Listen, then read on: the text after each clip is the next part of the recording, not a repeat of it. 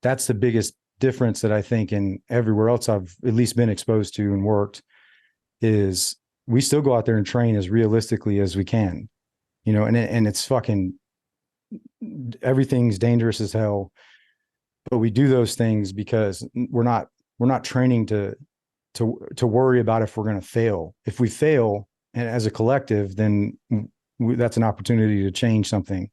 And then as an individual, that's also an opportunity for you to change something individually. You just can't make it a trend. Hey guys, if you missed out on the last conference in Nashville, Tennessee, you don't want to miss out on the next one. It's April 28th through May 3rd, Orlando, Florida, the Gaylord Palms Resort and Convention Center. You made a mistake missing the last one. You don't want that to happen again on this one. 5 days of some of the best training you're ever going to experience packed into one event. We have an early bird special right now, $50 off. Use 24 early bird on our website, streetcop.com. Look for the conference, click the link, register today. If you want to get significantly better at this profession in 5 days, don't dare miss out on the 2024 Street Cop Conference. 111, 110.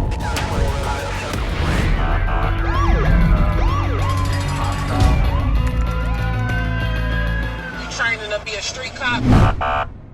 Hey guys, welcome to this episode of the Street Cop Training Podcast. I'm your host, founder, and CEO of Street Cop Training. My name is Dennis Benino, and we have Kyle Morgan today returning for his second time on the podcast.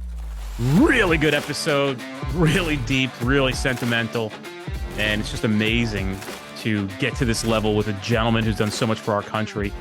He was a Delta Force operator, a Green Beret, got it all. He's done such amazing shit. He continues to do great work for the world. Hope you enjoyed this episode. I've been going nonstop the past couple of weeks, but it's been good. I'm back home for a hot minute. So, no, I'm looking forward to some time back home. The summer kids, it's just been busy with the active shooter training I do. Obviously schools are out, so it's been kind of prime time for bigger schools to bring Blu Bearing Solutions in. So how's that business been going? Good, man. Just, slowly scaling it, taking things on, I will say the law enforcement side of it, which is, the primary the number one, if there was a market, because it is a for-profit, right? But if there was a market, it's for the patrol officer. It's for the off-duty, part-time SWAT guy. Right place, right time, right person. That's who I'm, trying to access and train. And more specifically, like the SROs, even, which they as a whole have an extremely bad rap, or maybe not even a bad rap. Just they got to have the right people in those positions, and they don't. So, I have, when I went to Beeville, Texas, in South Texas, it's just about an hour or two south of San Antonio. Fucking hot as shit during the July. I was blessed to be a part of that, which was, to me, it's like, if you could bottle that up, the ISD, the Independent School District Police Department there, the Chief Gomez and the team he's built, they train like once a week together as a team. They have, 8 to 9 officers and, say 5 schools. So they always have like 2 or 3 kind of floating, and they spend about a year or 2 at each school when they rotate them. So they all know the ins and outs of all these schools. And it really was refreshing for me as a trainer to come in, and for the attitude they had, like their aptitude, their ability to apply the information that I'm putting down. They already had a really great base. So it was a really fun event to execute. I wish I could bottle that up, man, and put it down on every school district out there. I really do. If we were able to do that, at least the response piece would be standardized across the country. I mean, back to the same thing, no different than these bullshit solutions to serious problems. We know that, that gun control is not going to control guns. It's not how it works, because people can make guns on their computers. That's real technology. So the criminals aren't listening to your legislation you're proposing, you dumb fucks. However, I would like to see some real solutions where we take government allocated funds and maybe use them for stuff that protects our children. Wouldn't that make some sense? But it falls on deaf ears because it doesn't push a liberal left-wing agenda. And so in the interim, because these lunatics are able to make decisions on our behalf, people die. And I remember years ago, after quite a few school shootings had occurred, it was proposed that they should hire veterans to work at these schools with AR-15s, and they already have tactical training. They know how to respond to some stuff. And you got all these people who need jobs, and people would say, well, there could be a problem with that at some point. I mean, there's a problem with everything at some point, but there's probably a bigger solution that is a problem. So I am all for the fact that you are going out and doing this fantastic work that's meaningful, that in many ways may very well save a child's life, at least another human being's life. That's what I there's a couple things you bring up there, and I will touch on the veterans thing that you spoke on, but I think if we all can just, for one, establish this as a we problem, like as a society, it truly is a we problem. So I don't care if you're the guy that can step up and be that protector, or if you're the one helping, resource or facilitate or support, these types of initiatives. But, we got to do something. And, if you look back since 1999, since Columbine, they stood up alert, they stood up NTOA, National Tactical Officer Association, all because of you had people bleeding out 2 to 4 hours after the shooters killed themselves, and that's because the tactic was to surround and call out or bring in the tactical teams and contain and have this perfect, contain and have this perfect, takedown. And the reality of it is like, that's changed. That's changed the way that the officer's response should be. And, I just feel like there is some fantastic standard procedures and protocols from a verbiage perspective, from like spoken words to actions, from lockdown procedures. But there is no standardization across the country, because each state, whether it's an 8-hour PowerPoint and they've now sufficed their rapid response, rapid deployment training, it's not enough. No. So I'm not trying to come in and take over as the standard, response training. Blu Bearing can't do that. I don't want to scale my company to do that, but I want to augment what's already out there. And that's what I've been working really hard at, refining my curriculum. And just coincidentally, as I've built my curriculum, I through time and different networking, I've been able to access other curriculums out there, like alert specifically. And my curriculum is really no different. It's just, I bring my experience to how I execute the scenario-based training piece of it. And I apply hostage rescue tactics and techniques, whether you're solo, 2 up, 3 up, 4 up responding. But convergence onto a scene is the primary, kind of effort that I'm putting out there. And then the movements that you can make with confidence. But, empowering people to respond and take action as protectors. And if you just think about, the way, because I had this epiphany, and I guess it's not really an epiphany, but it's how I'm living my life, like trying to put God at the front of everything I do, and then the children behind me. And that's how I'm trying to live my life, and my actions are now matching my words. And I am truly trying to build a fellowship of protectors, so we can not just protect, not just to, develop and provide for our children, but protect them. Because without that, we can't do anything. And without them, we can't change anything over time with our society. Don't you think it would make sense if we took police officers at an academic level, so their academy, and we actually taught them some of these tools and responses to situations like the ones you're training for? And I'm going to give you a little context of how much training I received. My first academy, 0. My second academy, move and shoot, which was a good course, but it had nothing to do with mass atrocity. But we had some real good shooting training there. Officer down, upside down training, like wounded officer training. That stuff was important. And then the third one, they took gym mats in the gym and stood them up. So if you can imagine, they made fake corridors with the gym mats. So essentially, if you could try to envision Like, you know that game where it's a little plastic thing, you take the little silver ball and you try to get it from one end to the other, like a maze. Mhm. That's what it looked. They made a maze, and quote unquote, that was our simulator to learn how to clear around corners. So you can imagine us in this gymnasium with these gym mats that essentially stood maybe 6 feet on their side and learning how to cut corners. That was our entire training, the entire academy, one day. And that was 20 years ago as well, but that was the extent of my training for how to clear a room. That was it for my third police academy, 24 weeks. And I got to walk through one day for maybe 30 to 40 minutes, a maze, and learn how to cut corners.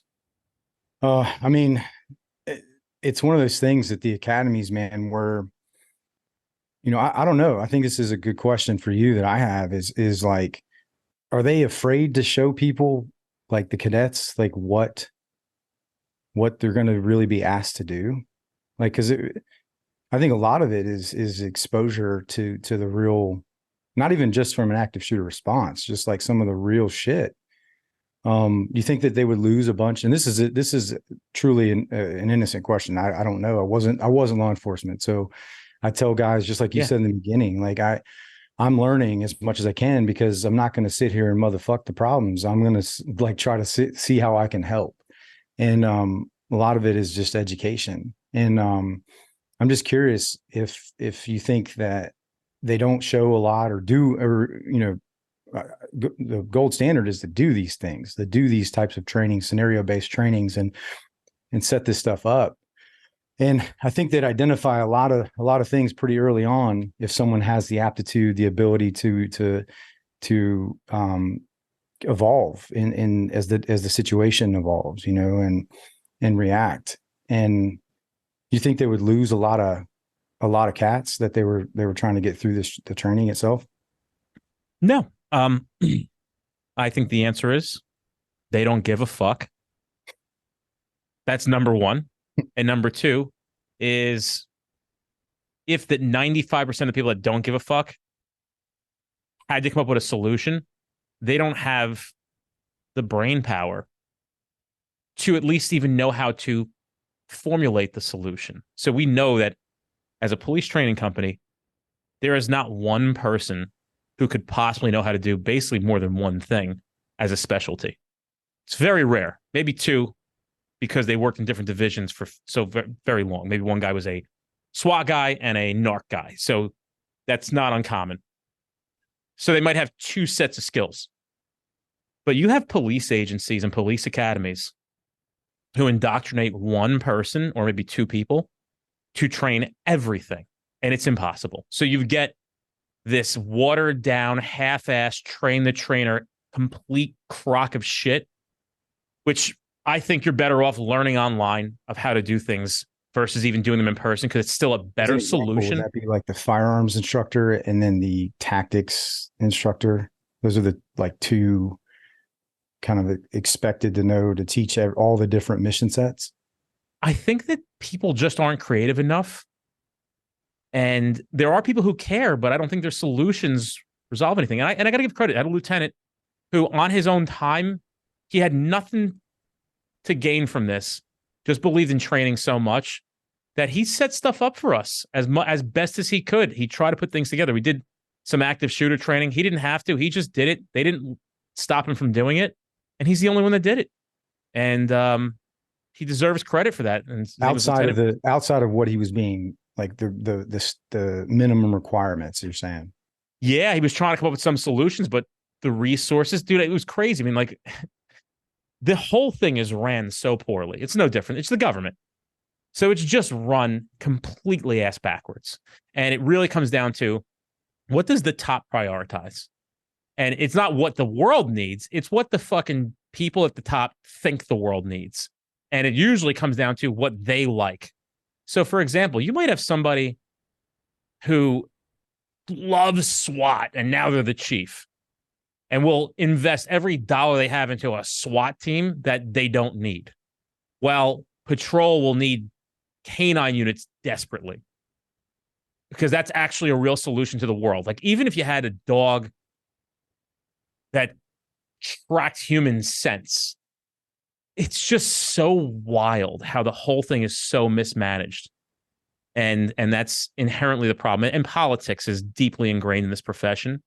And I think it's probably similar in the military world, where you have, I think like the biggest like difference that I'm drawing is like, you have the same levels and layers. I mean, maybe even on a larger scale of bureaucracy, right? Of leadership that's so far removed from the mission.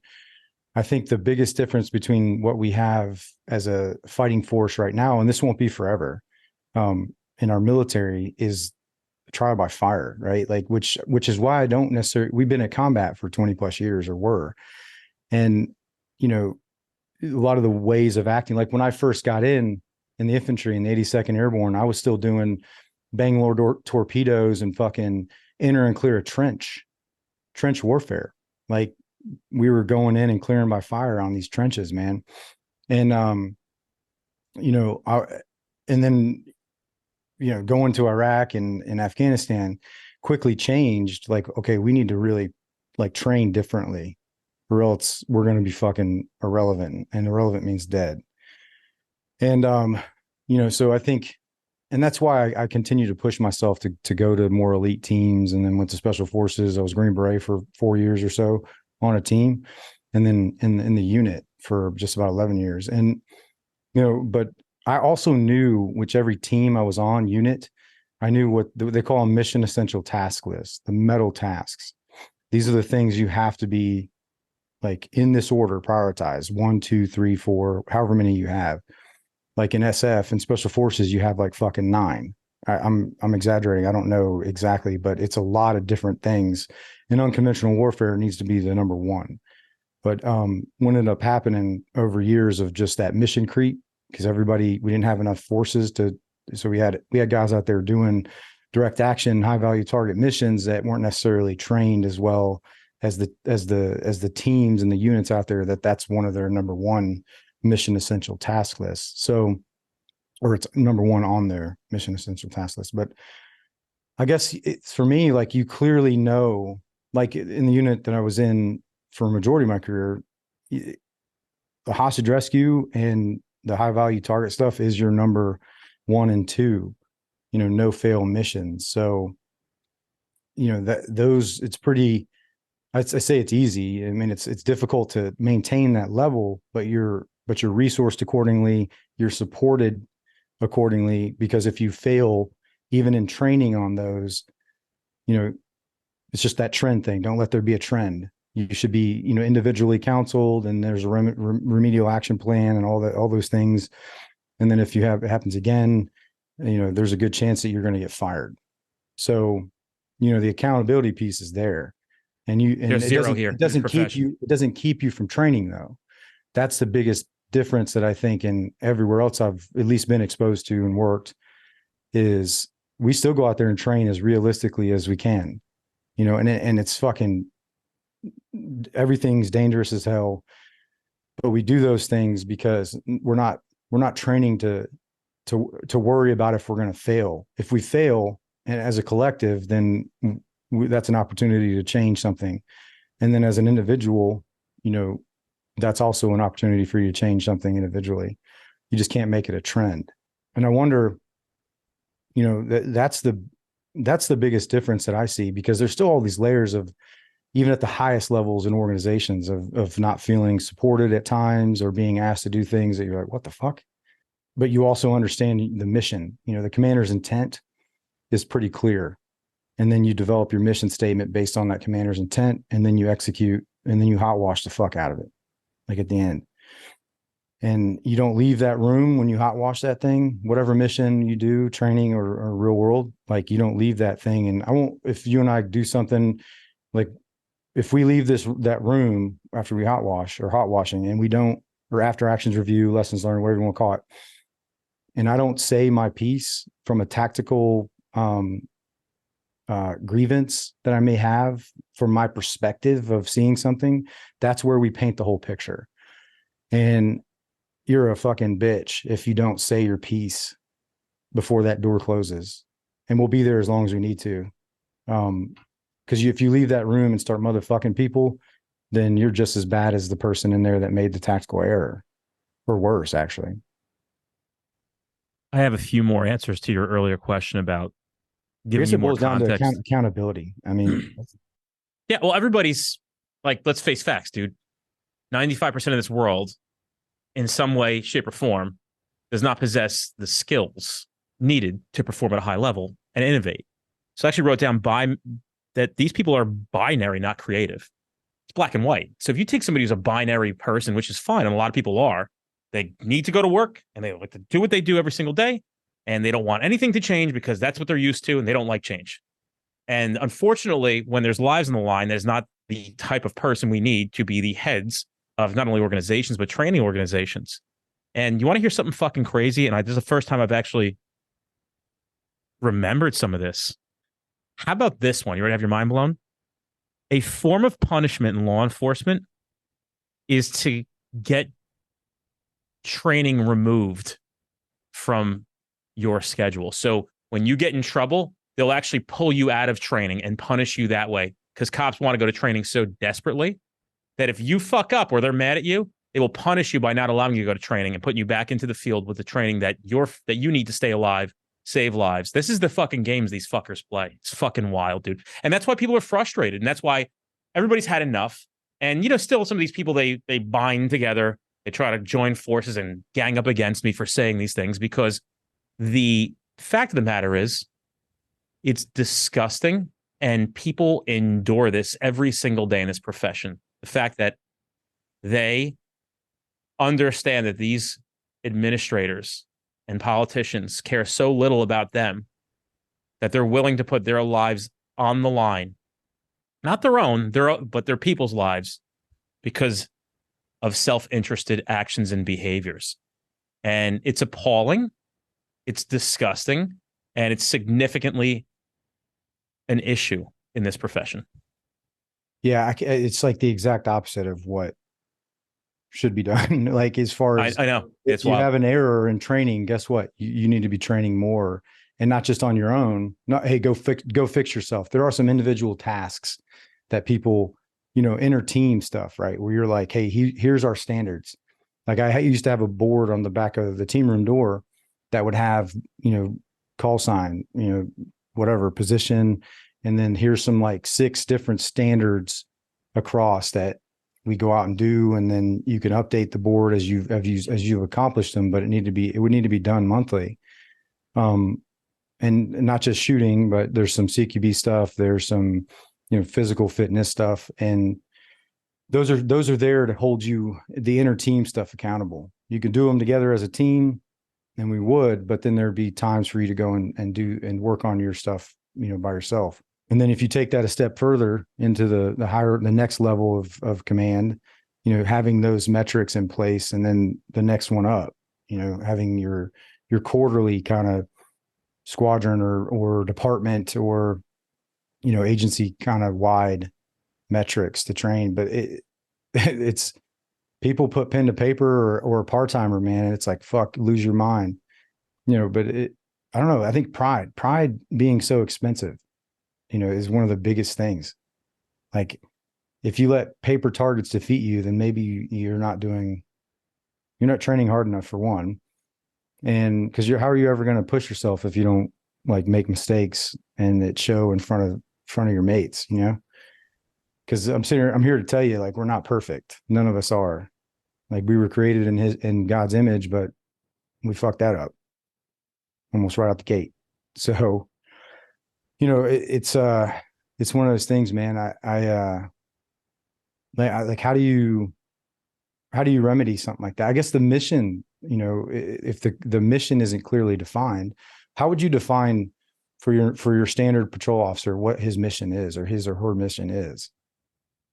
I think that actually some of this stuff really begins with a strong foundation of good moral character. When you show up to something with the right intention, with the right moral character, with the right behavior, you might screw it up, but eventually I think you'll find your way. And so, with that being said, there are a lot of people who are in positions to have impact and change, but show up with very, very nasty ulterior motives. And it's It's just people have had enough of it. They just don't want to. And I'm the one who's saying it, and everybody thinks it. And yes, there are some really great police organizations. There's some great leadership out there. There's also a ton of shitty leadership and a ton of shitty organizations. And the fact of the matter is there's no accountability because people who hold them accountable are themselves and politicians that they're in bed with.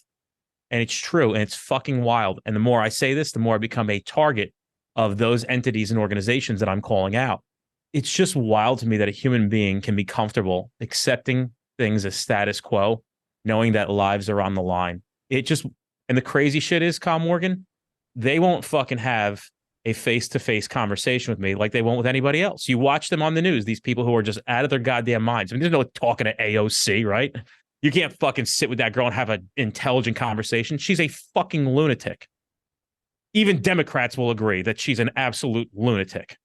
So she's a bad representation of how you should behave, but she represents some entity of the world. It's fucking wild. So when you can't at least have a conversation of how do we fix this thing because we have to put our bullshit to the side because lives are on the line, they won't even, your elected officials won't even have this conversation because it makes them uncomfortable. They don't give a fuck about any of this stuff if it doesn't serve them. And by the way, there are some really good ones out there, but it's wild. And this is inherently the problem. And dude, it's a breath in the wind on this podcast, but it's something that's not unknown in this profession. And guess what? There are some fantastic politicians out there who really do care. And they're the ones who also suffer great scrutiny and become outcasts in their political parties because of them actually taking this job to do what it's meant to do, not just to continue to serve bigger interest groups and themselves. You know, there's a couple things. I think you just reminded me there right there towards the end of how disgusting, some of this stuff. Like I've watched, Sean Ryan's show and, how he certain shows are getting pulled from different platforms, based on talking about Jesus. And it blows my fucking mind. But, it also motivates me to continue to do what I'm doing and to say the things I'm saying, because I do believe that we having, methods of congressional oversight, right? To tie back into your point, it's needed, right? But at a certain point, we need that oversight, and we need the right people, mix of people up there in those positions. And it just seems whoever has the mic, that's the most flamboyant, gets the most attention. And I just think it takes people like you and me and so many others to step up and just continue to spread whatever word that we can about the morality and ethical kind of decisions and ways to live our life.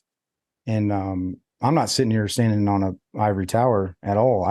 I have been redeemed, and my new mission is to carry that forward and to impact as many people as I can, and to protect the innocents that we have, specifically our children. And I don't know, man, it's just one of those things that I think if you could clearly define like what a patrol officer's mission is, though, like that, to me, it's too broad to serve and protect or to police, like I wish it could be more clearly defined, because I think you're going to get a better, look at you're going to sort through a lot of the bullshit people that sign up and maybe don't have the ethical and moral character that it takes to be out there representing, the state, local, and federal government, because of all the bullshit that you guys have to deal with every fucking day. If there was a consensus that we would all agree that this is what it looks like, this is who we're all going to be as an organization, then everybody will follow suit. So I've actually worked for a couple different police agencies. One was very proactive. And they rewarded proactive police officers. They rewarded hard workers. They were into that. That's how the whole culture was set. And the other one was just the opposite. The other one was, if you do work, you're going to get in trouble here. So nobody's on the same page in that sense. If you better yourself, you're a piece of shit. For people get in trouble in this profession. My hand to God, I heard a story yesterday, for going to training on their own without telling their boss or getting permission from their bosses to get training to better themselves. Bro, so you can go to like, blows my mind. I've had dudes come from like, what is it when you're on leave? like a vacation day. Yeah, on their own vacation time, come and do a course of mine and say, hey, I got to get like, as soon as the course is over, they're like, I got to get back so I don't get in trouble. Like the last time I did a course, he got fucking reprimanded for doing that course, but he's still out there doing them. And I'm like, fucking good on you, man. But it just blew my mind when I heard that. I know a guy who got fired from the New Jersey Police Department for going to training without permission to go to become a better police officer for society. Got in trouble because his bosses did not get basically the kickback and the power control of, you need to tell us where you're going and we'll let you know if it's allowed. Yeah. Do you think that there is a measure of it's control, but I think there's got to be an element, right, where people in those positions are like, hey man, what are you out there training on?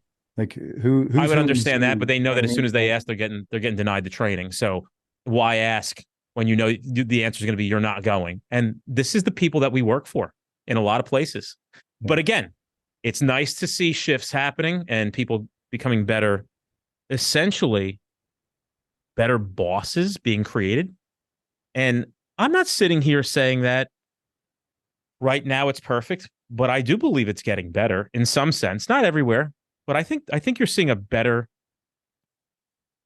more thoughtful person coming up through the ranks now. And I would say that you could attribute some of that to the work that we've been doing here at this company, not all of it, but some of it, and when you have just from an education bravery, yeah. I mean, dude, when you have the bravery to stand up and say some of these things and represent a complete culture of people and stand up for them, I got to tell you, Kyle, I'm not going to be on my deathbed regretting that I said these things. Yeah. I think my deathbed going. We talked about that last time. Yeah. I'm be on my deathbed saying I'm glad I fucking spoke up. For sure. Yeah. I'm just glad I spoke up, dude, because I wonder how somebody goes through their career, retires. I really want to get like 5 pieces of shit in here and just try to do like a psychological evaluation. Like I want to get like 5 of the worst chiefs there have ever been. Like guys that have the worst reputations, captains, lieutenants, whatever supervisor they are, like the biggest fucking scumbags. And people are just probably yelling at their fucking radio right now. Like, I got 3 that I could recommend, and just have them come in here. And I have so many questions of like, how were you comfortable being a piece of shit? Like, you gave that guy 7 days off for like dropping a pencil on the floor and not picking it up when his kids couldn't get a birthday gift because you're a fuckhead because he had no extra money. Like, how do you live when you retired at 25 years and there was no retirement party for you, but your exact opposite other captain, they gave him this parade on his way out because he was so good to everybody and like nobody even fucking said goodbye. As a matter of fact, they turned your key fob off the minute you fucking walked out. And you had to call it because you forgot something inside your office. How are you comfortable going on with life knowing that you are just, your legacy is you're the biggest fucking piece of shit? And I tell that to guys. I go, there's 2 people that are remembered in this profession. It's the fucking best guy there ever was and the biggest piece of shit there ever was. There's only 2 people. Everybody in the middle is forgotten. But those who had the courage and did right by the men and women in the rank and file, they're always talked about for a long time. Not forever, but for a long time. And then you always hear the stories of the fucking biggest nightmare. And I got to tell you, as we talk, I have the same face, 2, 3 faces out of the hundreds of people that I worked with, blinking and flashing in my head. For the rest of my life, I will correlate what it means to be a scumbag piece of shit boss to these 2 to 3 faces. I just know who they are. And everybody that I worked with, you could just ask them, who was the worst guy that ever worked here? And they're going to say the same fucking 2 names. Are you okay with that? How are you okay? Are those guys, are those people still in positions of power and influence? Well, it's interesting because a lot of them will they get so disillusioned to their value to the world that they think because they were at this rank when they left this police department that the real world is anything close to what the police world is. And it's not. Police world is fake world. It is literally a fantasy land of no rules. It's just I don't mean the sense of like cops are out breaking the law. I'm saying when it comes to like promotion, meritocracy, nepotism, it is a calamity. And so these guys and girls come out into the real world and try to do things like where you're rewarded in the real world on your actual meritocracy, how good you're at something. And they find out very quickly that they're worthless. And I think a lot of them stick around for 35, 37, 41, 45 years in the division at these police entities because they recognize that once they go back into the real world, they're a nobody. And the ones who are worth something, that are these great leaders that we get, they're not itching to leave. They're itching to leave to go help more. And you'll see that. You'll see them do very, very well professionally because they were great at being cops and commanders and whatever it may be. And then they just transition beautifully over into having successful careers professionally. But you watch these other fucks like struggle, can't get their shit off. I can't figure out why they can't. They've been so disillusioned to their actual worth as a human being because inside the walls, people like had to pretend and like lied to their faces and because they're scared of them. And, you know, the whole bullshit. Like, it's like, you know, you're working for Saddam Hussein, essentially, right? Like nobody would ever say a word to Saddam Hussein because if you saw, they would just pull people out of these crowds and execute them in front of everybody. So people knew that. So people didn't fight back. So they're so out of their minds. They're so out of touch with reality that when they come back into reality, they're like, how come I'm not this? How come I'm not that? How come I'm not as successful? Like, think about this. How does a guy like me, and I'm not trying to toot my own horn here, who was not being moved up through the ranks rapidly, maybe was not the best test taker on an multiple question, multiple choice test. That's how they measure who's getting promoted. How does a guy like me come out, leave that profession, come into this one, and create essentially what we can argue to be the country's largest, if not at least fastest growing police training company, but, you know, did not progress so rapidly through the ranks. However, I know guys and girls in the profession that if I handed this company over to them in 3 weeks to 7 weeks, they would have this place run into the ground. Everybody would quit. And this whole thing would be upside down. But they ran police organizations. How's that possible? So it goes to show you who's running these places. And I don't mean specifically always top level. Sometimes middle management, right? Sometimes your sergeants, lieutenants, they could be the biggest nightmare. I mean, you got guys who have never been cops in their lives. They've been tucked away into these little closets.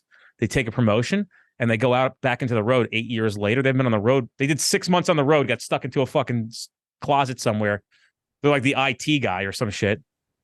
They become fucking police supervisors and get sent back to the road, have no idea what to do. They don't even know what the law is. They don't know what the rules are. They don't know what the paperwork's got to get done. And now they're your boss. And on top of that, they don't even know how to behave. They don't even know how to respond to things. They don't even know how the radio works. And they're your boss. Yeah, I think there's a lot there. I think I would be doing a disservice to not say this or bring it up because I feel like that's another reason you brought me on the show or brought me back on. So thank you for that. The actual reason was because I think you're very attractive and I just want to see you again. So, well, dude, you're playing my heartstrings now. You're not so bad. You're pretty easy on the eyes too, Dennis. So thanks, dude. I shaved this morning. I got a fucking haircut. Thanks, man. I like when I work out, I'm like, man, I hope Kyle Morgan really appreciates this. Putting in the work, dude.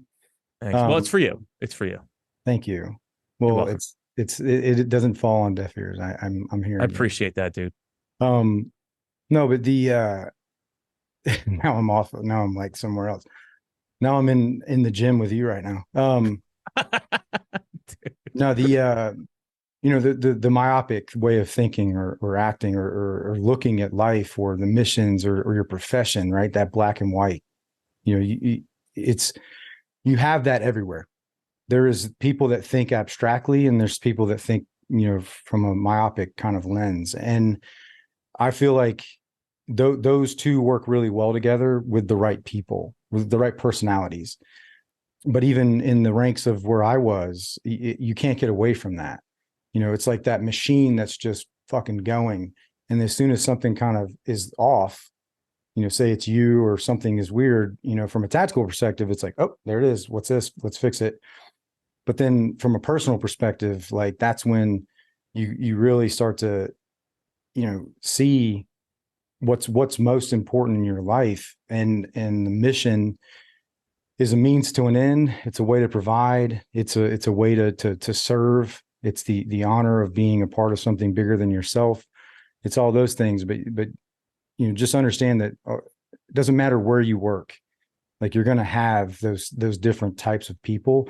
It's just how well they can work together to get to for a common goal, a common mission.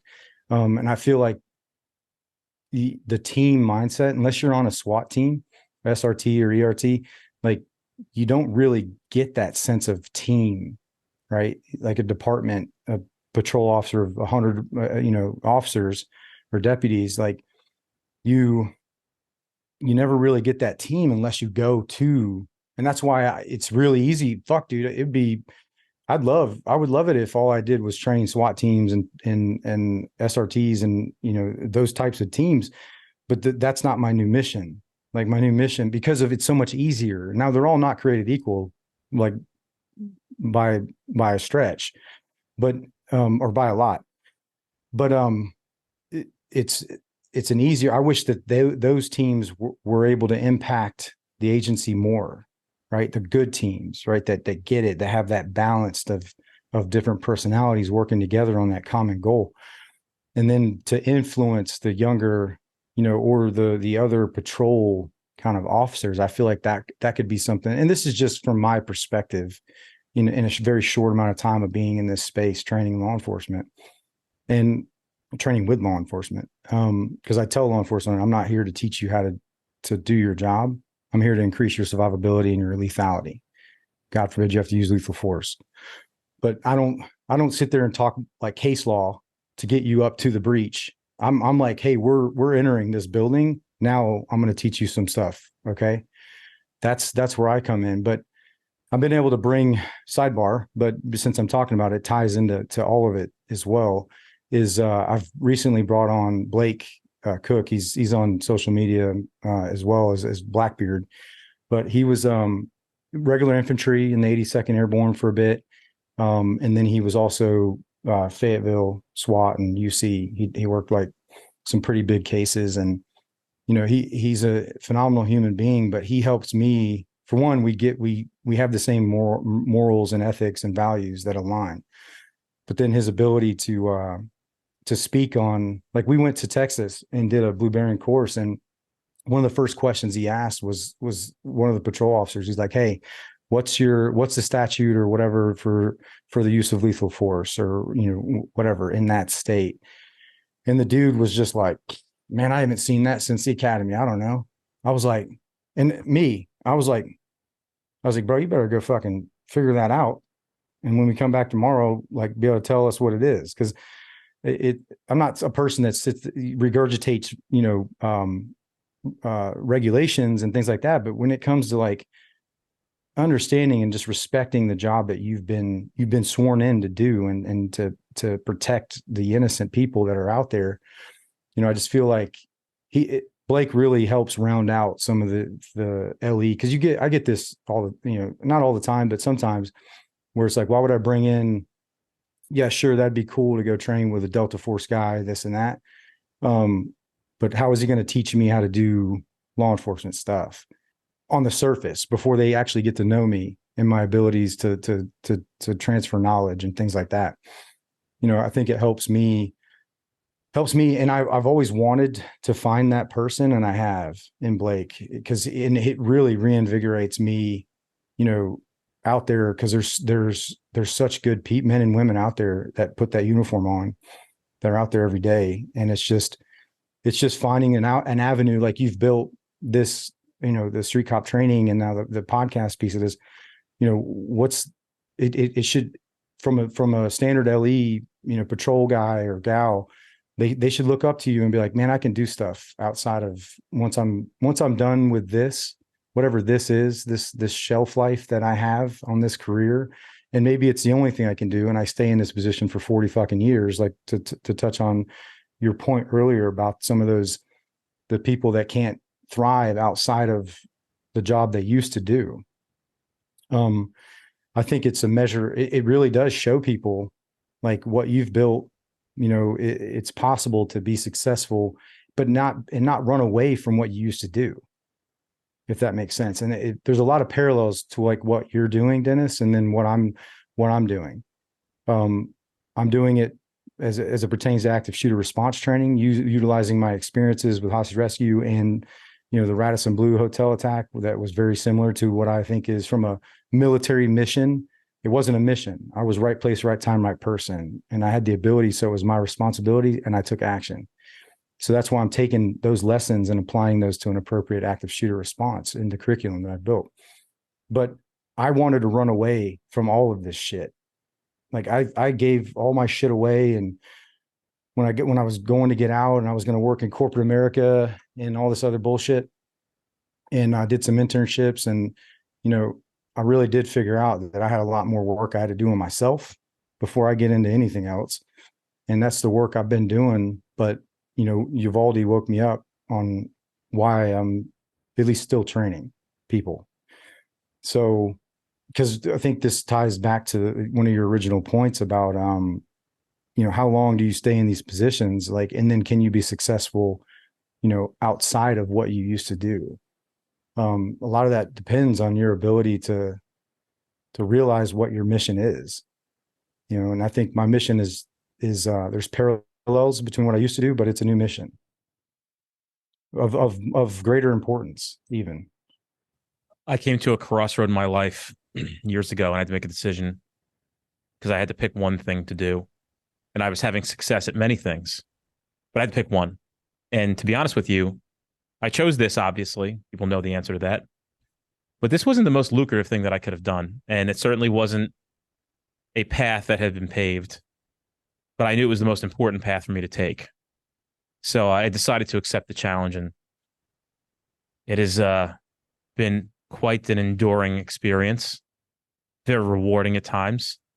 I feel very lucky that whether I chose myself or some greater energy in the world chose me to be this person. I have no beef with anything that has transpired, and I wouldn't change anything, and hopefully to do great things.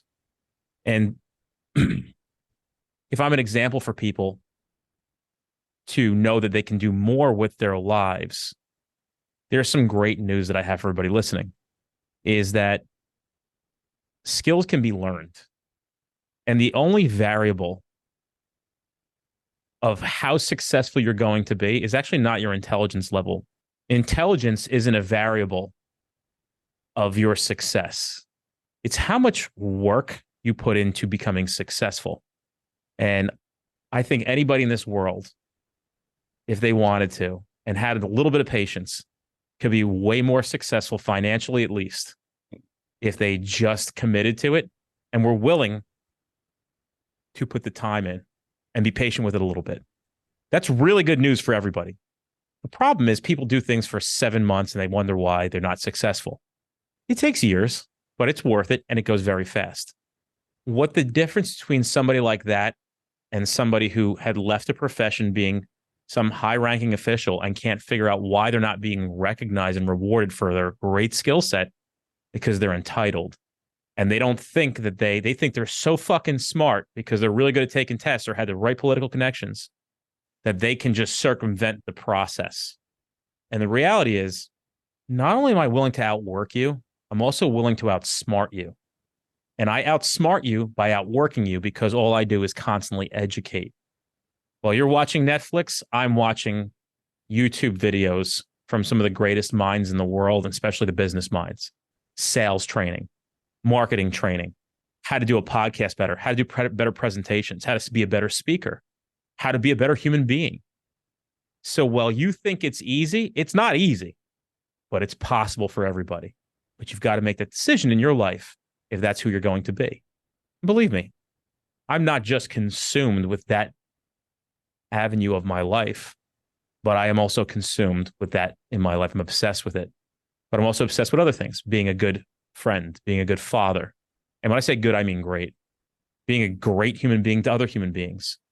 There is nothing I get more of a kick out of than being a great human being to other human beings. I'm addicted to this thing. I wish I could do more of it. That's probably why I'm showing up here every single day. Yeah. And without question, I don't care how uncomfortable it is, I am there for you. And I will always be there for you as a fellow human being. If you are down, I will be there to help you. I promise you that. And you know what that does though? Like those actions, as small as those can be, they can have an impact on people. And it boils down to like, I'm trying to be a positive role model.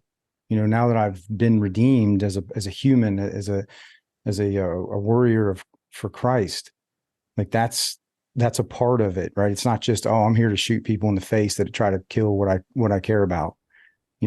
It's, I will enact extreme levels of violence to protect what I care about, but it's about those little things. They add up, and it can overwhelm, what's the word? Mediocrity or evil, in any case. So if everyone just kind of had that same mindset, then we'd be in a much better place. That's for sure. I think everybody can have that same kind of mindset. I think overall human beings do have that kind of mindset. I think that people generally overall are good. And I think, unfortunately, the bad are highlighted much more than the good are. Yeah. So I believe in humanity a lot.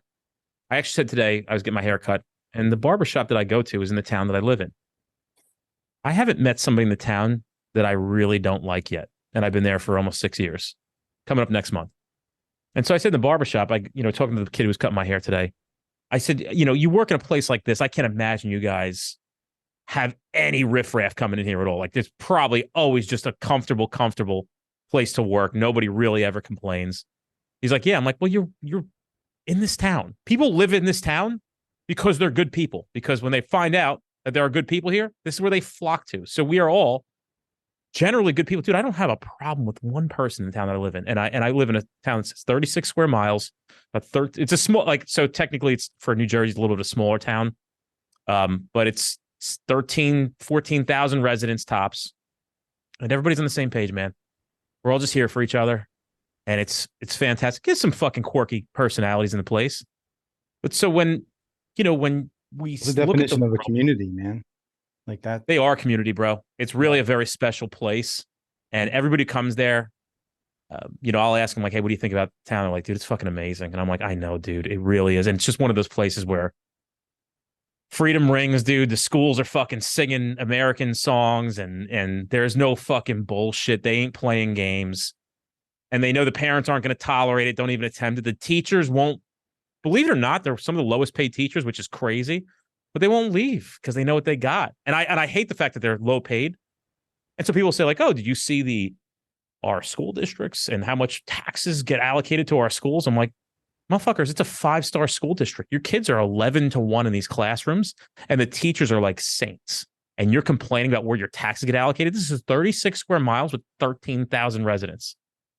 You know how much tax revenue that is in this state of New Jersey? Not a lot. They can't do a lot with it. And so they pour it all into the school system.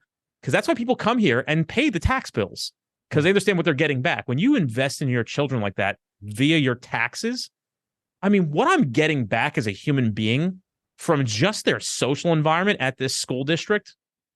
And when I meet these, Kyle, their mother brought them to a water park earlier this week to go see their teacher who had such a fondness for my third son that she asked if they could meet over the summer. They spent the day with the teacher and her kids. Yeah. Like, who does that, bro? At a water park. They met at a water park in Seaside Heights, New Jersey. And so, what do you think that's instilling in your kids when you're investing? So I tell people, when I was selling real estate, I'm like, guys, I know the tax bill's high here, but you don't understand what you're getting for your money. Who cares about this? Look at your kids. Do you want your kids in this school district, or do you want to save $300 a month and go down the road and have to worry about the bullshit, the bullying, the fucked up kids, the abused kids? I'm not saying those kids don't need compassion and love, But let me tell you something. When your kids are around fucked up kids and those kids are the cool kids, who do you think your kids want to act like? How about you go to my district when the cool kids are your athletes? The nicest, dude. There are some kids that I'm just like, I tell their parents, I'm like, your kids are amazing. And like, yeah, he's a very special. I'm like, no, you don't understand. Like, your kid's fucking amazing. Like, these are like saints on earth, how good these kids are. And they're still cool kids. They're still tough kids. They're fighting Brazilian jiu-jitsu. They ride dirt bikes and quads. They're just in this collaboration of a social environment where they're watching their parents pretty much behave appropriately, work hard. Nobody has really any bad habits. They're all generally people who came from lower beginnings and made it to a next level. And they're just good overall. Everybody gets along. There's no, my hand to God to this day, 6 years in my neighborhood. To this day, I've never heard one of my neighbors say another bad thing about another neighbor. Not one time. That's I think if anyone is listening to this and is like, well, that's great for Dennis, but the reality of it is that you can have that too. You just sometimes you just have to change the environment, right? If you can't fix anything but your own self, right? But you can build and plant these seeds that the narratives, there's a theme that you're saying, and it truly is like being a good human and then caring about your community. Like that is how I think you've been able to build. And some of that is circumstantial, where you have a rotten apple of a community, but it's realizing that, maybe I need to change the scenery and find that, where that community that's worth investing in, if you're applying those internal, morals and ethics and values, and then invest in it, because, it's, I don't have that same thing on the same scale, but I know it's out there, and I'm doing what I can in my community here now that I have the ability to truly be present. And I think that's one of the things that I know that you've experienced. It's pretty clear, that you've been able to shift, even shifting and still building something different that's successful, while still maintaining that level of presence that our children and our communities need so much. And it doesn't mean you have to go fucking be mayor. That's why when I asked you, is like, what do what's your presence in that community, or how involved? I think is what I asked you. Like, it's not a trick question. It's just straight up like, how do you interact with that community? And like you had said, like, if I see an opportunity, I'm gonna inject myself, my values into it. But I'm also not gonna sit there and motherfuck it, where I'm like, oh, fuck that place, fuck this situation. Those people or that place is a pieces of shit, Right. That's only perpetuating the problem of negativity, and I just feel like it's, I've experienced what I feel is a true community a couple times, man. And it's super, it's motivating, that we can have those things, here. And, I'm here to do the work. Like you said, it takes fucking work. You gotta realize what the work is, and then you got to do it. I think that in any environment, it's worth it to be present. And I think you give guidance in any environment. You have to say, well, I live here, so that's a lost cause. No, it's not. And your kids are allowed to be different and can be different. Just understand that your lack of effort comes with consequences. So I remember going to the first thing in my town was a Easter egg hunt. So their mother said to me, hey, there's an Easter egg hunt for Easter at this field. We just got there, right? It's a really, it was a little bit of a change for me, because it is more of a rural community. Even you think about 13,000 people in 36 square miles, it's not like we're on top of each other, typical New Jersey, or even most of the country now, right? Most of the country's suburbs, especially like you go to like Florida and Arizona, where houses are literally built on top of each other. These communities are like, there's like 30 acres and they put like fucking 50 houses in these things, or 60 or 70 houses. so we went to this thing, and I worked my fucking face off, paid a lot of dues to get to where I was. I mean, I spent a lot, I sacrificed a lot. And we went to this park where this Easter egg hunt went on. And I actually started getting emotional, and I'm not an emotional guy. And so their mother was like, are you tearing right now? And I'm like, yeah. She's like, why? I'm like, you know how hard it fucking worked to get us to this town, like to watch these kids and all these people, and how wonderful it is to have just normalcy of a collaborated, all these moms putting effort together and putting this wonderful 30-minute Easter egg hunt together. I've never seen anything like, I don't know if I've seen anything like this since my fucking childhood. Like, thought this shit didn't exist anymore. Here we are. I so thankful. I was just so appreciative that my children were going to get to experience that and just get this better life. And so it's not like I was entitled to it. I came from a fucking shitty place. You know what I mean? I'm trying to emphasize to people that, you hear these things from these entrepreneurs. Like I saw Damon John recently on Shark Tank. He's like, if I can do it, you can do it. Guys, you just please let that ring through your ears.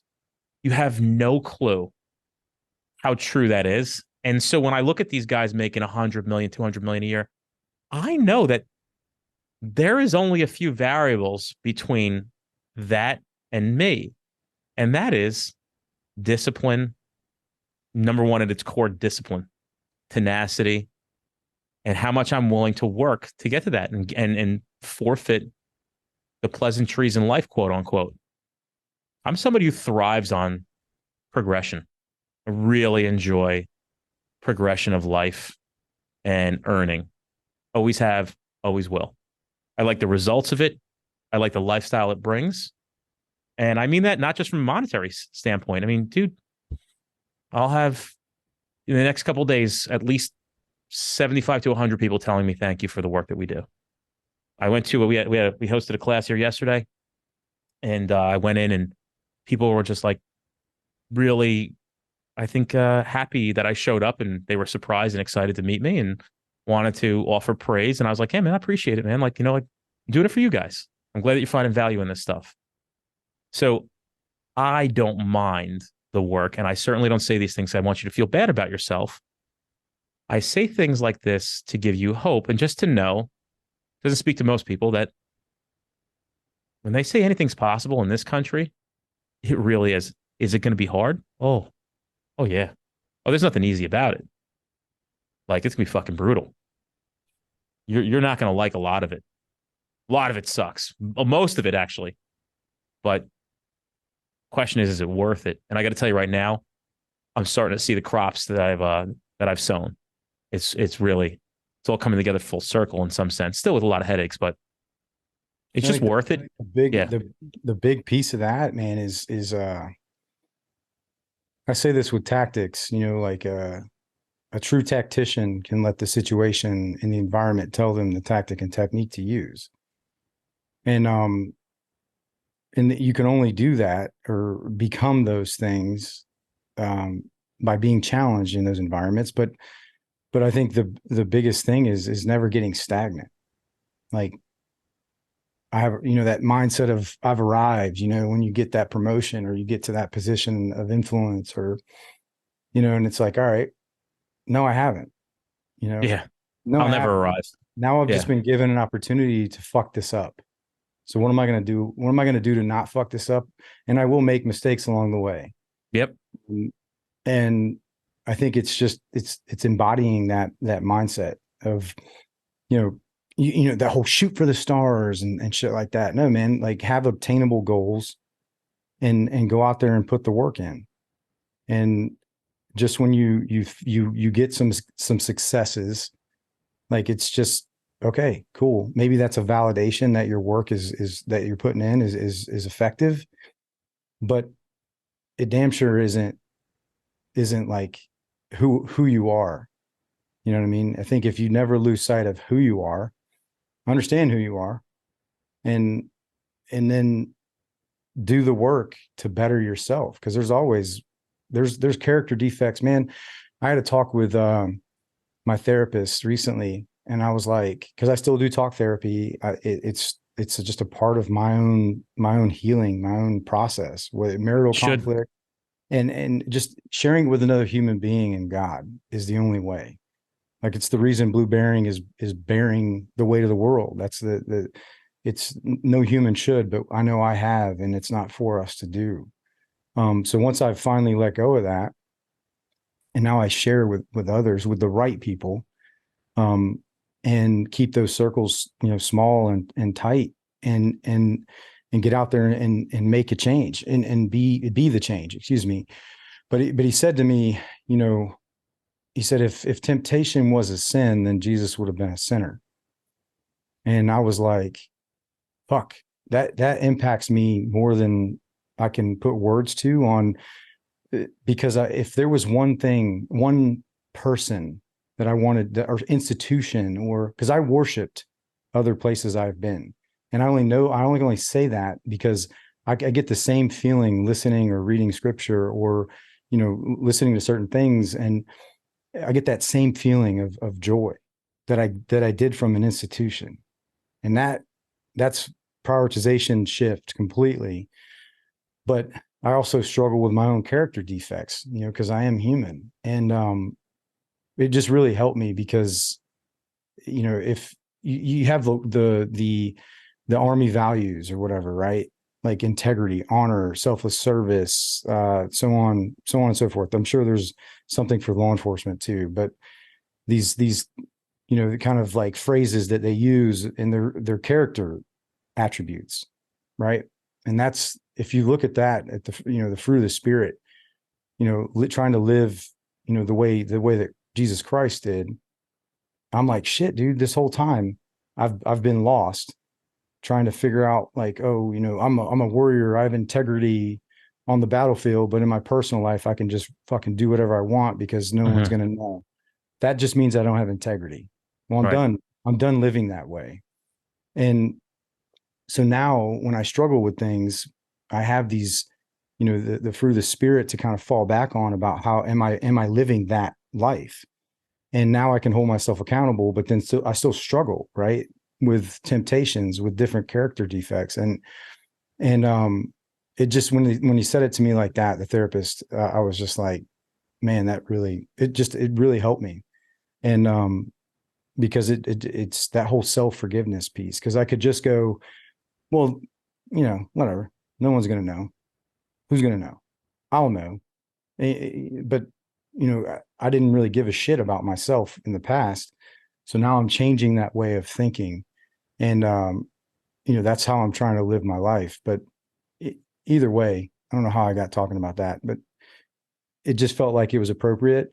And I think another thing that was told to me recently too, because this kind of ties an earlier point that we were talking about evil, right? So like the roots, if you were this object or tree, the roots touching evil in order for the branches to reach God or heaven, or good, for example. And I totally believe that I've endured seeing what the worst that this world has to offer, not to sit there and bask in it, or, oh, you wouldn't understand, man, you weren't there, or, well, that's just how I have to live, because that's what I can operate. If I take evil off of this earth, I must just be more evil than them, or I'm just better. Right. And which is equally as evil when you start to become the biggest thing in the world. So for me, it truly is. I think you have people that have gone and experienced these things, and their roots have touched evil, true evil. And now it's on us to live, growing our branches as high to our higher power as we can, to good, and then radiating that, bringing people along the way. Did you know, or were you forewarned of the consequences of choosing the career that you chose in Special Forces for the rest of your life? What you'd have to endure? No. I think it started for me as like, oh man, that flag. Like I worshiped a flag. I worshiped a piece of cloth. and trust me, I'm an American, like through and through, but I idolized it. I idolized something else because I was missing. I didn't have that foundation built in something, my creator, so, and I didn't trust anything from my first visual memory as a child, because I was traumatized from my first visual memory. And then I learned at a very young age how to read the room, how to read people's emotional, states. So, cause I could adjust mine to fit in or to take the pressure off of me. And so fast forward years, and I just kept kind of going from one thing to the next because I wanted to be a part of a smaller team and a smaller team. And then it became a more elite this and then, but no, I had no idea like the toll that was having on my own personal, like, belief system and actions. And to be honest, like I actually, because it was kind of cool to do, ridiculed the people that had strong beliefs and faith along the way. And now I look back at those people and I'm like, I'm so proud of them for being able to do the jobs that we did and to never lose sight of those things that are actually the most important. It's the belief in something bigger than yourself and your family. But to answer your question, no. And I'm still unraveling some of that, and I'm still dealing with some of the consequences of my decisions, maybe not necessarily on the battlefield, but if the battlefield was back home, yeah, because it has been for me at times. Getting crushed from both sides. Yeah. And just fucking boozing my way out of it. Hey guys, follow us on all social media platforms to include Instagram, Twitter, Facebook group. We have so much information going out every single day, and we don't want you to miss out on any of that stuff. So check it out. Go give us a follow. People don't realize, and I've been privy to know, because I'm friends with a lot of you guys, I never thought I'd be 41 going on 42 with just a fuck ton of SFC, Special Force guys, SF guys as my fucking buddies. And so I am curious, like everybody else is, but my curiosity comes from a different place of trying to understand the things that you guys must be dealing with, how it affects you.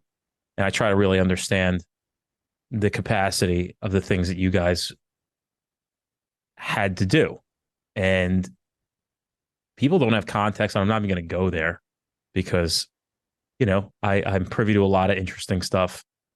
Some of it comical on the upfront, but I'm sure later on in life, something that you one of the things you'll see is as you interact with us more is we use humor, especially in like personal conversations. We use humor to make light of some of the worst things that another human being should have to be exposed to.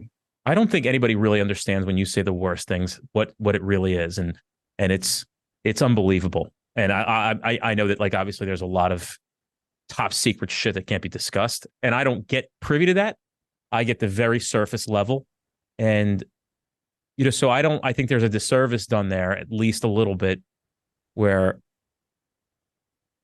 and I guess that's my next question is like, how do you accept the fact that the things that you did and how honorable your efforts were will almost most of the time in your life go unrecognized in some sense?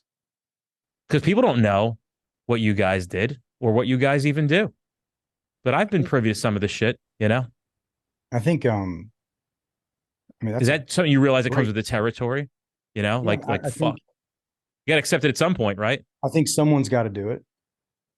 Like these organizations exist, because of like this country needs it, this world needs it. But at a certain point, you have to realize when it's no longer serving you and your actual like purpose in life. Maybe it was just a part of your story, like I'm using, and I was able to realize that because of all the personal fucking issues that I was having, and I couldn't hide from it anymore, and it affected my ability to perform and on the battlefield. And then I look back and I have nothing, and or at least that's what I thought or told myself. Mm-hmm. And I'm stepping out into this public space or into this light because I want to show people. It started off because I wanted to prove this to myself, that I can do this, and my actions can match my words. My words maybe didn't match my actions in the beginning, especially early on in my sobriety. I wanted them to. I wanted to want to believe these things and ways of living and changing that, right? Because I do believe that it takes people like us to safeguard others from having to experience these things. That's right. I've said it to myself a lot. Our number one job, and I can connect and relate that message to law enforcement across our country as well. It's our job. It's not to be like, it's the same way when I was raising my kids back then, I would be like, man, they don't know how fucking bad it could be. Why the fuck should they? Right. This is the rewiring that's happened, and you know, I never want to step out and just grab a mic so I can just blow hot air and talk about how cool I used to be and all this other shit. I'm still performing on demand under pressure, you know, if it's a part-timer or if it's a crowd of people, but showing and sharing knowledge and things like that, sharpening the edges of others, is a mechanism, a tool for me to be able to continue to take what I used to do and apply that to help others. But the real test for me is to live and embody the things that I'm saying, like about morality, about other human beings, and to safeguard others from having to experience how bad things have been or could be. Does that kind of answer? There's layers to Well, you've that. triggered things in my brain. So, you know, I often tell cops something I used to say to myself when I was in situations that were not pleasant, and we're often in situations that aren't pleasant. I don't think to the violence factor typically of. I'll refute that with, like, Active shooter. Yes. Right. We buy risk down with our individual experience and our collective experience. Right. Me having to go deal with shit almost on my own happened once in my fucking military career. Now there are rooms and on a bigger target and things like that, but we as a collective buy down so much risk with experience and cohesion and just training that we've done together. So it's about perspective, and I use this with trauma. How much was I able to prepare my mind, body, and spirit for violence? Right. As a law enforcement officer, I'd argue with you specifically about this point is that you guys go into situations. Do you have your mate with you, backup, like, or, you know, and you're having to deal with so many different unknowns. I mean, there's awful things, dude. Like, there's some things that will torment you. I mean, we go from. I don't envy it, is what I'm saying. I mean, the amount of mask change. What you guys have to go through. Yeah, I mean, you think about the amount of mask changes that you have to endure, from going from somebody who's holding a child to somebody who is waiting for an ME to respond because somebody was decapitated or blew their fucking brains out with a shotgun, and you're going there into a corpse, and then going to dinner and then getting told go to the soccer game, right? Like and then going to, like, being told you're working overtime, you know, you're getting stuck, there's nobody else to come in, and then going to a fatal crash scene, and then you know, dude, and then, like, you know what all that is, Dennis? It's trauma. Yeah, I know.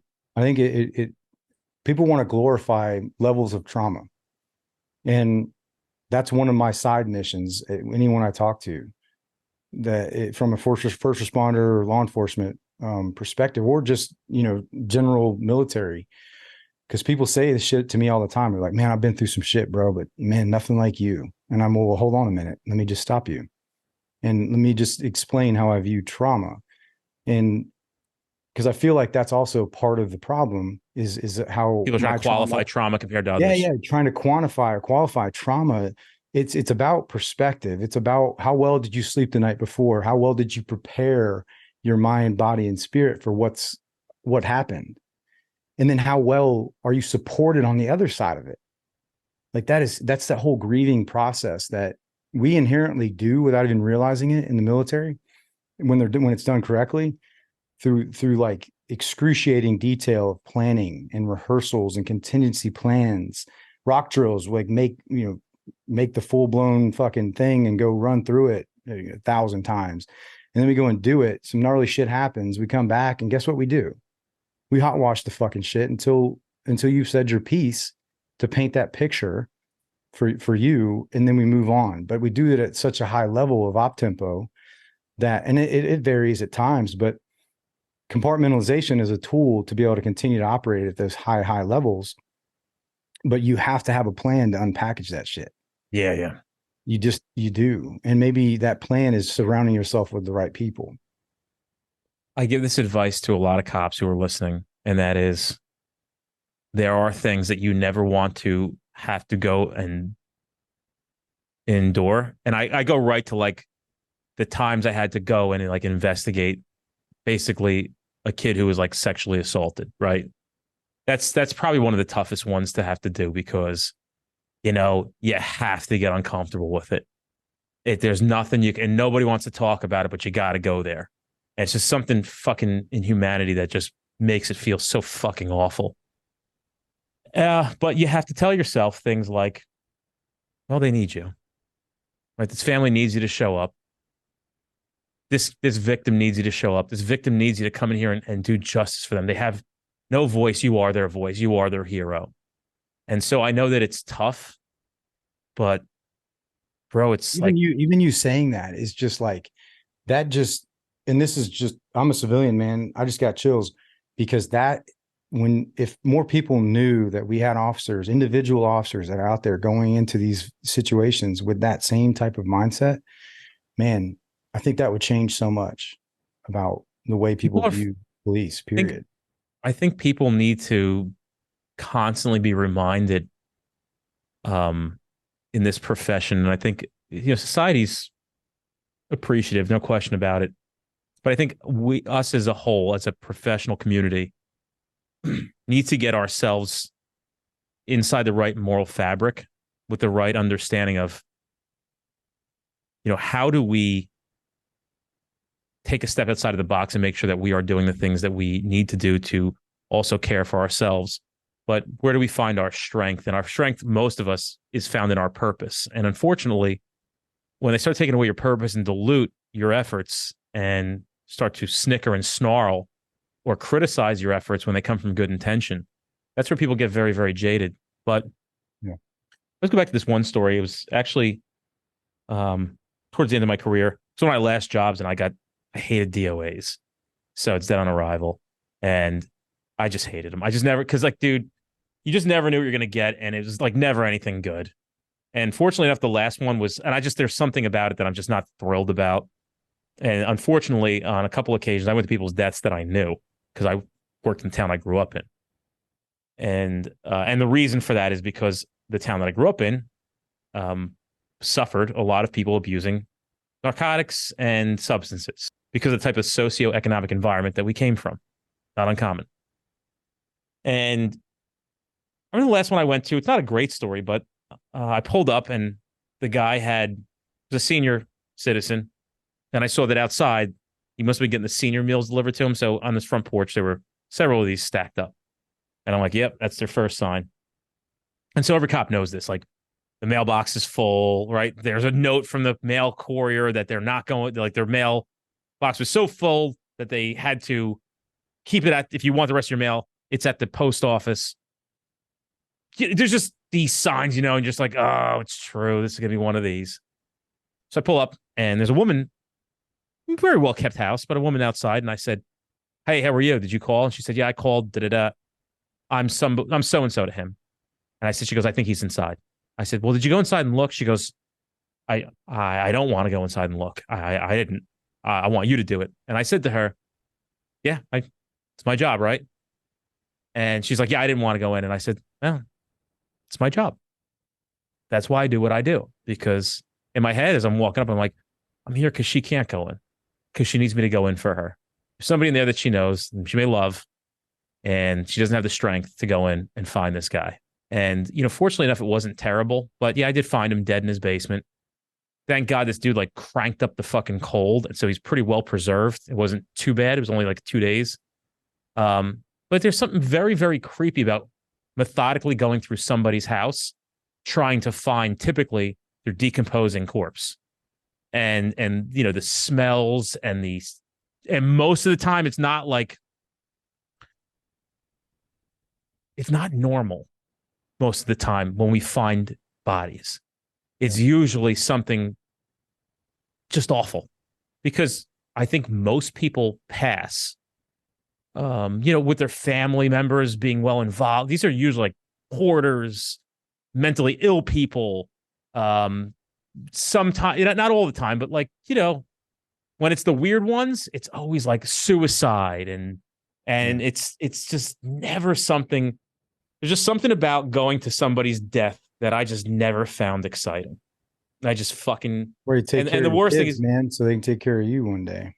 that's right. So like, dude, like you don't just go in. Smells are the worst too, man. Like Yeah. Smells are one of those things that, as far as how it imprints on your memory. There's just something about, and then you can't leave, dude. When you go to like somebody's death as a cop, like you're there. You don't just get to go and go, yep, he's dead or she's dead. No. Now you're there. Now you got to help the family. Typically, got to track people down. You've got to call the medical examiner. You've got to do some preliminary investigation yourself. The detective bureau is not coming out. Does it look like it's a fucking typical death? Does it look like there's some kind of foul play? Does it look like it's a suicide? And everything shifts and changes. And dude, you know, you get stuck at these jobs 3, 4, 5 hours, and you're enduring that smell for fucking 5 hours, waiting for people to show up.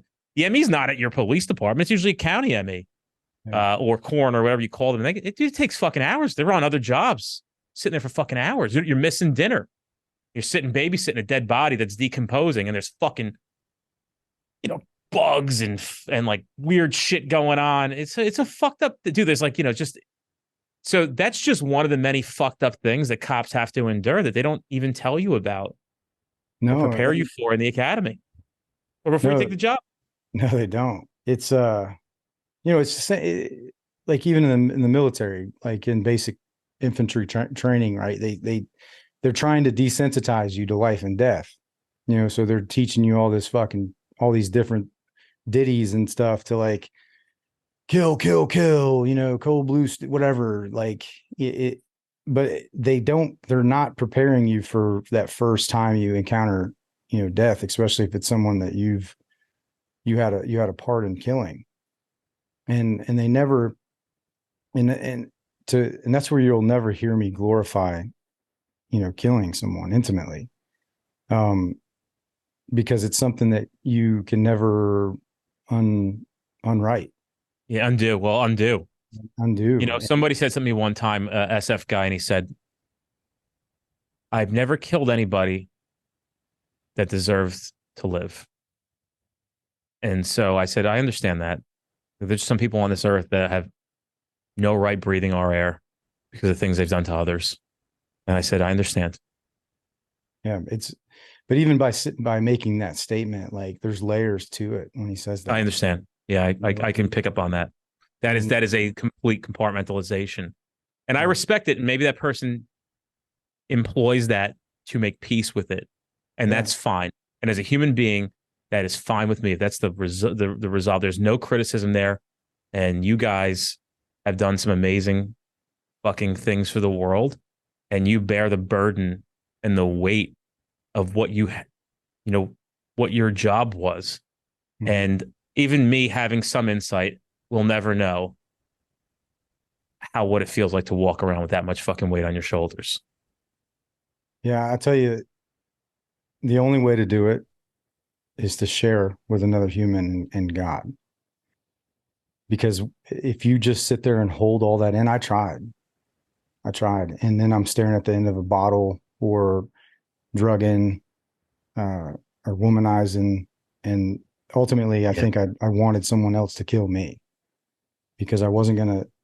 My youngest is 8 years old now, and she was born at a time where I truly believe that God knew that I was about to endure, you know, the hardest time of my life and my family's for that matter. And I loved her more than I knew how to love myself. So I told myself that. Now the line between hopelessness and crossing, there is no line into taking your own life. I just know I felt that hopelessness feeling twice. in these 7 years. And since things really got really dark for me, and, you know, that's what I needed at the time. I loved her more than I knew how to love myself. And that's what kept me on this earth.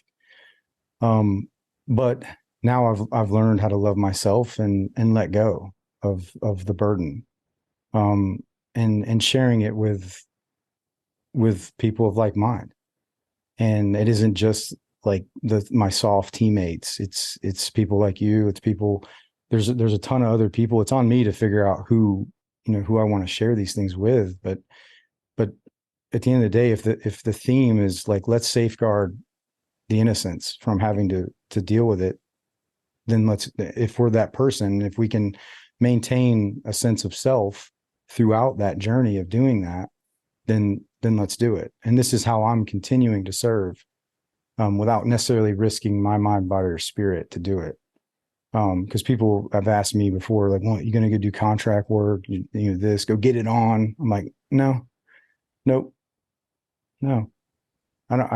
If I felt like I needed to do those things, I would have just stayed doing them. And now it's on me I could have just dove deeper into the self sabotage, because that's how it ends up. It manifested for me, was self sabotage. I was just like, well, I must just be more evil than the fuck faces that I've taken off of this earth. And I didn't look the other way. Right. So then I just started acting like this disconnect, this monster, and in my personal life, and then not realizing the impact, either directly, but more specifically indirectly, that I'm having on those that I care about the most, my children, my wife.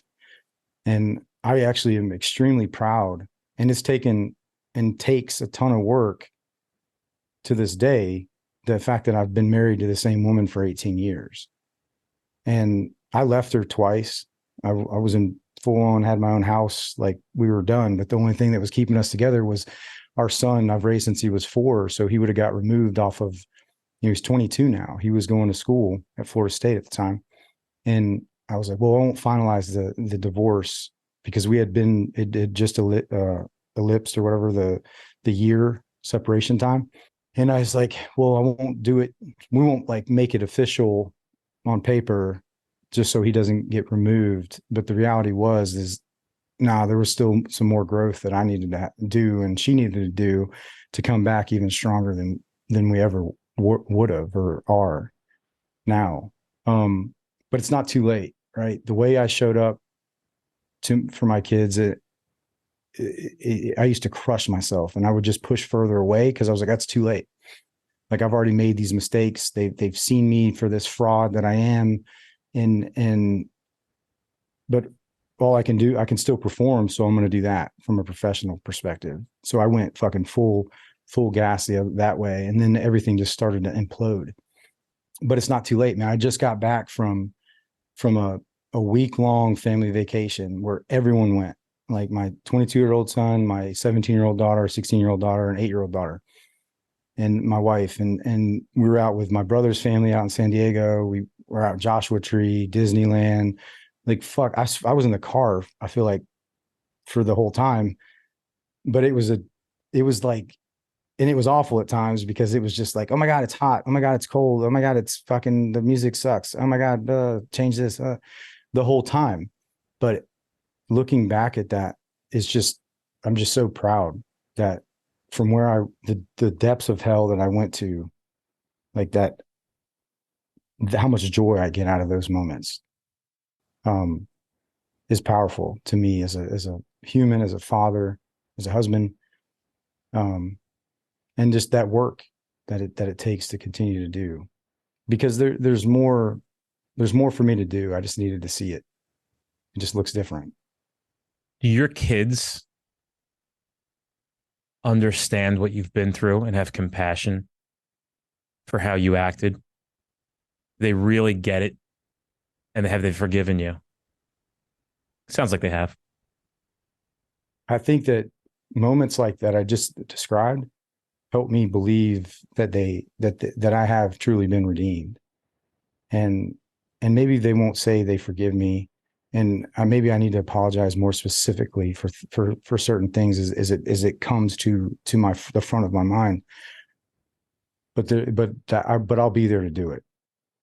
I will always fucking be there. And because they are everything to me. You ever just look at your kids' eyes? Just look at them. Do it all the time. Just stare at their eyes. It's the amount of joy that's behind those eyes that you're looking at sometimes trumps anything I've ever accomplished. And I can see that now. And, I think let's normalize that. I think we are normalizing that. You got a Delta guy, essentially the guy that speaks on behalf of law enforcement for the country, guiding hundreds of thousands of people on how to live their life. And what we've found in these 40 years, essentially, give or take one on either side, of what's really going to matter as you continue to get older and have wisdom. How are you able to be vulnerable? How do you get there with intention? Do you acknowledge your vulnerability and make sure that you are vulnerable to develop the relationships with your family and your kids? Because a very tough exterior, dude, The number one thing that I can explain to people, and if I've ever been asked that, I go back to the roots touching fucking evil. And to where I started to believe that I was just as evil or more evil. And that's not my truth. My truth is the opposite. And what's the opposite of evil? It's good. If you believe in evil, then you believe in good. And we can't deny that the evil exists, right? So that means good. That means that good does. And good doesn't mean that I have to just run in and fucking shoot people in the face to get my own sense of self, because I'm struggling with my own self-esteem, my own, self-confidence, right? I'm getting it from external validation my whole life. And I'm done doing that now. So that it's almost like that's what powers and charges me and refills my cup, because I will give more than I have. I've always been that way. But now I'm just trying to balance that out, but to stay in that light. And I only do that by my actions matching my words, and my words being thoughtful and intentional and caring for others. Because we were put on this earth to connect, but for thousands of years we've been killing each other.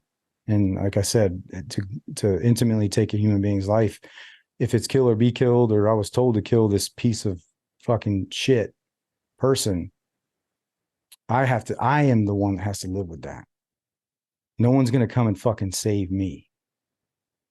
So I have saved myself from myself and given all that glory back to God. And now that's what I'm going to continue to do.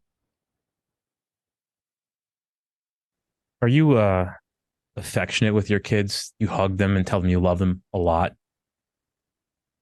I can't stop telling them I love them and hugging them, and I didn't think they would let me hug them again, like for a long period. And now it feels natural again. Like, cause I went away from it.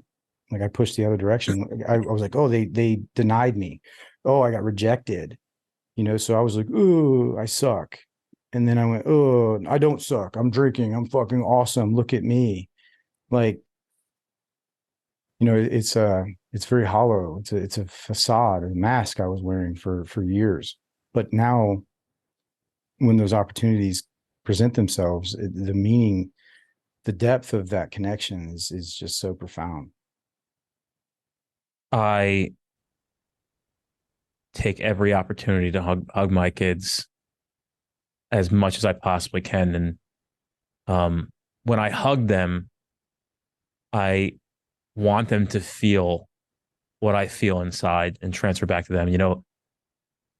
Each of them hug differently. Each of them receive it differently. It's very, very interesting. And Isn't that's like one of the most beautiful things of being a parent, though, is how their needs are all so different. And sometimes it's just your presence. Sometimes it's like, taking an extra step, it just depends on them. But you see that as a father, and that tells me, well, I'm proud to know you, that you're paying attention to those things, because man, I wish I had all those things as a kid, but I can give those things. I can be those things, now that I've, gotten to this point. And those are those things that they'll appreciate more than words can ever describe. I've been on this thing lately and trying to explain to people that it's been very comical, because generally, believe it or not, all kids are different, but kind of all kids are the same at the same time. So there's this theme of, I brought the kids to Disney. They didn't want to even go to Disney. They wanted to like hang out in the water park at the hotel, and we're going to the pool. Like, and what this overall theme is, like, I'll say to my kids on a Saturday, I'm like, what do you guys want to do? Like, we want to go to Target and buy shit. They don't want to go to like surfing or whatever it may be that I have planned in my mind. And so what that reveals to me is kids are far less complex than we think they are. And our solutions to being good parents are so much more simple than you think they are. Yeah. And it's probably just... That's a profound statement. Yeah. Yeah. Thank you. I agree 100% with that, because I think my kids would rather spend 2 hours sitting on a couch with me than 4 hours at a park without me. Dude, it's one of those things, like, because my wife and I talk about this too. I think through our own ways of like coping, was to try to, like, we need to go do this, we need to go do that, we need to give them this, we need to the reality of it is it's way simpler than all of that. They want your presence. It's powerful, man. And yeah, I'm just really glad to have the clarity of mind now, and to take advantage of some of those opportunities, man. And that's all I want. I just want them to tell their kids, my grandkids, what I was like growing up with, because I wish I could report the same, but I can't, and neither can their mother. There is no conversation about how good it was when we grew up and what our parents were like. I actually don't even tell them what my parents were like, because I don't think they need to know. Yeah. That's powerful, man. Truly. Like, it's good shit. Anyway, just know that the phases too, right? Like, your kids are at an awesome age, and not that any age is not awesome, but just the phases that you go through. Because I have older kids now too, and it's that challenge of, like, how they, at the end of the day, like, they just want me, right, to be present. But then that vehicle may look different now, like you had said.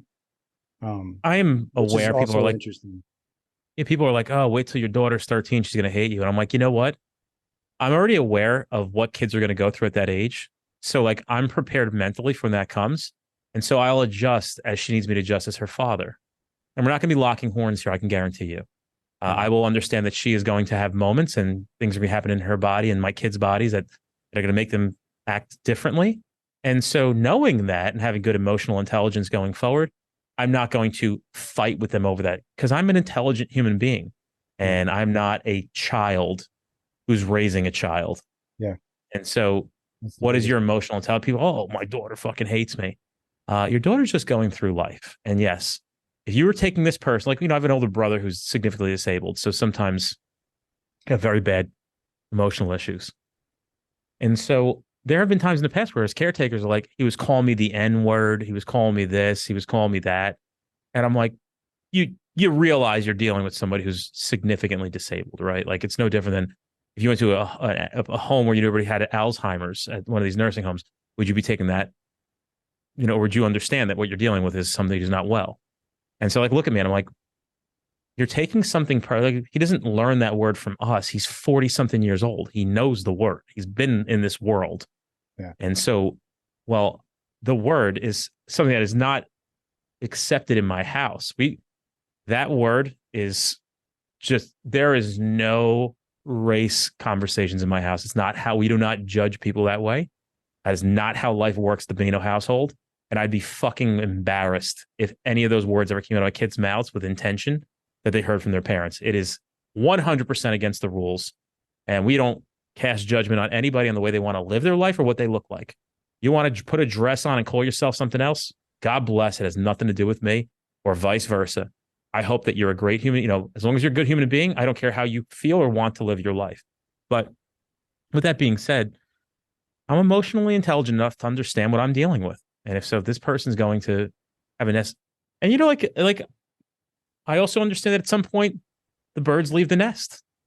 Yeah. And I'm just hoping that they allow the big bird to come and see their nest more often than not, because dude, I'm a very involved father, and I hope that, and I can give them guidance in making wise choices with whoever they're going to marry or be with, or if they're not going to get married, and you know, that they're not going to choose they're going to choose wisely on who these people are going to, and I'm going to see them in their relationships and try to give them guidance, but not tell them what to do. Yep. Hey, you know, oh, wait till your daughter brings home a douchebag. Yeah, I brought home douchebags too. She's got to go through it like I got to go through it. Oh, what happens when this one starts having sex? Like, so we're allowed to do that, but your kids aren't, right? Like, your kids are going to be sexually active. Like, accept it, talk about it. The biggest blessing with all of that is just be grateful and appreciative of the fact that you're even in that picture, like, because they could hide all of that shit from you. Yeah, no, I don't want to hide within reason, but I guess for me, like, I'm just more careful of the words that I just throw around, because that's not the way I was when they were younger. But I've also, like, personally grown a fuck ton, and emotionally, and, you know, and spiritually, and I'm not going to push any one of those things. I'm just the actions piece, right? Like, they're going to see my words matching the actions, and then they're going to, if they came to me with something like that, like, I'm going to be so, first and foremost, beyond grateful that they're coming to me, you know, to share something. I mean, the idea of when I hear somebody say, like, yeah, when my daughter brings a guy, I'm going to clean my gun on the table. Like, you know, that's somebody else's kid coming over to bring your daughter out. Just so we're clear, that's somebody's son that you're going to start imposing threats upon. They're kids. Like, they're experiencing dating. They're young. If this is how it goes now, then so be it. You just give your kids guidance, and hopefully they listen to some of your stuff. And to be honest with you, yeah, you don't need details of your kid's sex life at some point. And again, when I say kids, I'm talking about adult children. I'm talking about, like, you know, but I would certainly hope that my children would not be hesitant to tell me that, like, you know, I did have sex with her, or I did have sex with him. And for them to know that I'm not going to fly off the handle, and to understand that that's a part of life. And so, you know it, like I know it. I'm fucking 41. You want to fucking demonize and like that. What do you think your kids are going to grow up as when you can't even have the conversation? It's so, you're so, like, you may get lucky, maybe your daughter, but, you know, maybe your son, but, you know, you're asking for trouble. You do that to these kids. I'm telling you, you're asking for fucking trouble. I had a conversation with my oldest daughters recently, and they actually said some shit to me that I was like, damn, that's for one, I was just like, made me think. I was like, well, a couple things. Like, she simply said, like, you know, why don't you buy flowers for mommy? Or mom, she said, mommy. Why don't you buy flowers for mom? Like, why don't you date? Why don't you do these things for mom? They're teaching you. Don't you want to show me what a good example is? Like, as a guy or a male, as a husband, right? Yeah. And I was just like, first of all, damn, because did you say that to them? Like, did you tell me you got me? Yeah, I told them. That's good.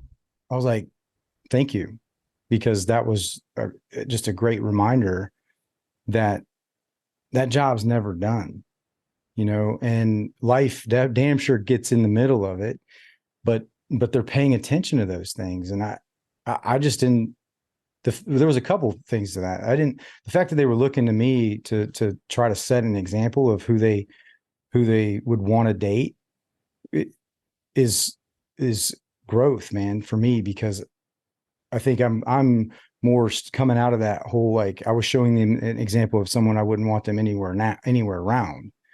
And I treated their mother like that.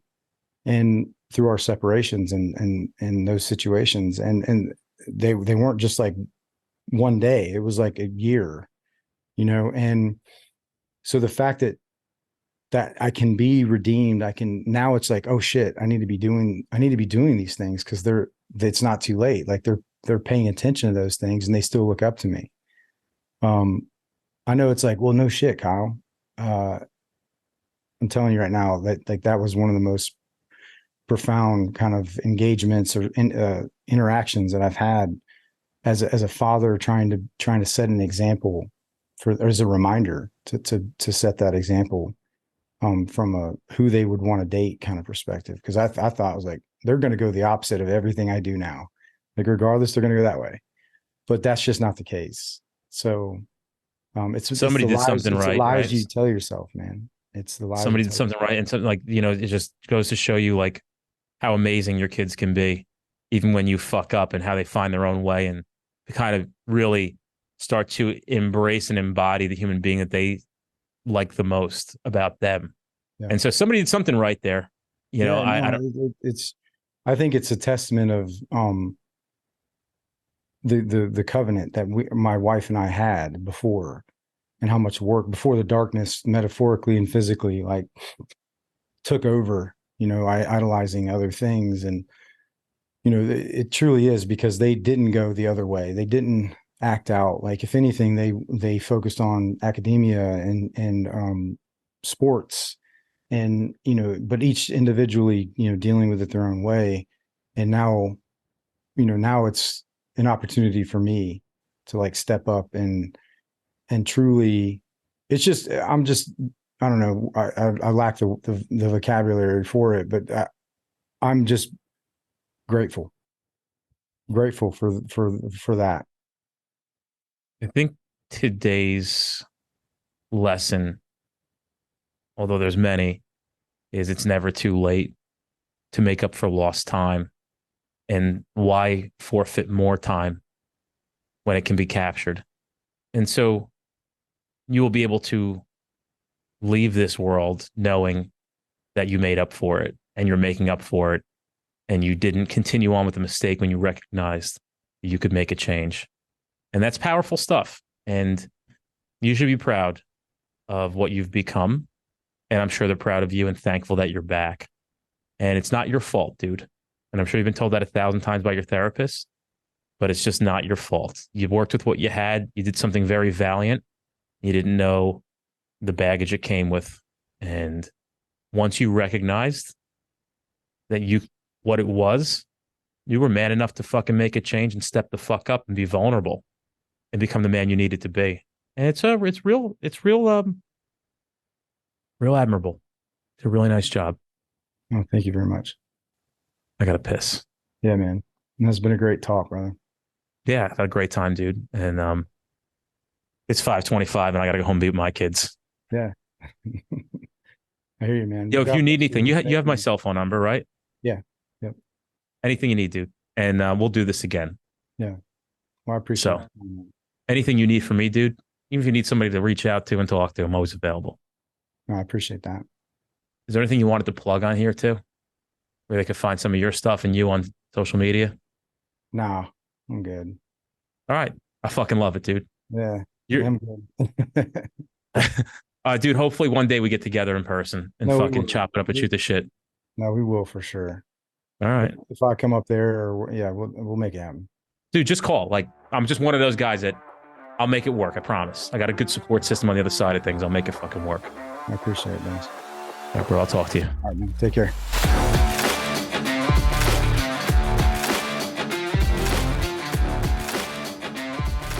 Hey guys, check out our upcoming training at streetcop.com. Don't forget, we have 50 instructors nationally teaching a variety of topics.